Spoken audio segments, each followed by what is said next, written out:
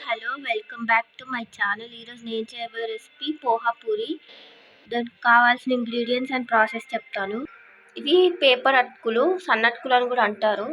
వీటిని ఫస్ట్ తడుపుకోవాలి. ఇలా అటుకులలో వాటర్ వేసుకొని ఇలా ముద్దలాగా చేసుకోవాలి. వాటర్ మళ్ళీ అన్ని స్ట్రెయిన్ చేసుకోవాలి. ఈ తడిపిన అటుకులలో ఉడకబెట్టుకున్న ఆలుగడ్డ వేసుకొని మంచిగా మ్యాష్ చేసుకోవాలి. ఇప్పుడు ఇందులో అల్లం వెల్లుల్లి పేస్ట్, టేస్ట్కి సరిపడంత కారం, టేస్ట్కి సరిపడంత సాల్ట్, పసుపు, జీలకర్ర, వాము, కసూరి మేతి వేసుకోవాలి. ఇవన్నిటిని మంచిగా మిక్స్ చేసుకోవాలి. ఇప్పుడు ఇందులో కొంచెం షుగర్ వేసుకోవాలి. షుగర్ వేసుకుంటే పూరీలు మంచిగా పొంగుతాయి అండ్ టేస్ట్ కూడా బాగుంటుంది. ఇప్పుడు కొంచెం ఇందులో గరం మసాలా, జీలకర్ర పొడి వేసుకొని మంచిగా మిక్స్ చేసుకోవాలి. ఇందులో ఇప్పుడు గోధుమ పిండి వేసుకొని మంచిగా మిక్స్ చేసుకోవాలి. మీ అటుకుల క్వాంటిటీని బట్టి గోధుమ పిండి వేసుకొని, మళ్ళీ గోధుమ పిండి ఎక్కువ వేసుకుంటే అటుకుల ఫ్లేవర్ తెలియదు. సో చూసుకొని వేసుకొని ఇదంతా మంచిగా ఒక డోలా ప్రిపేర్ చేసుకోవాలి. ప్రిపేర్ అయ్యాక ఏం చేయాలో చెప్తాను. ఇలా డోలా ప్రిపేర్ చేసుకోవాలి. స్టవ్ ఆన్ చేసుకొని ప్యాన్ పెట్టుకొని ఆయిల్ హీట్ చేసుకోవాలి డీప్ ఫ్రై కోసం.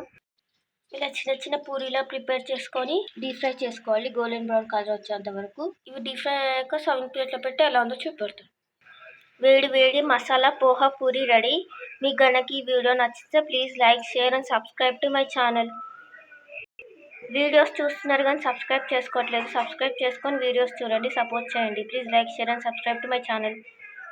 మీకు ఇంకా ఎలాంటి రెసిపీస్ కావాలని కింద కామెంట్ సెక్షన్లో కామెంట్ చేయండి.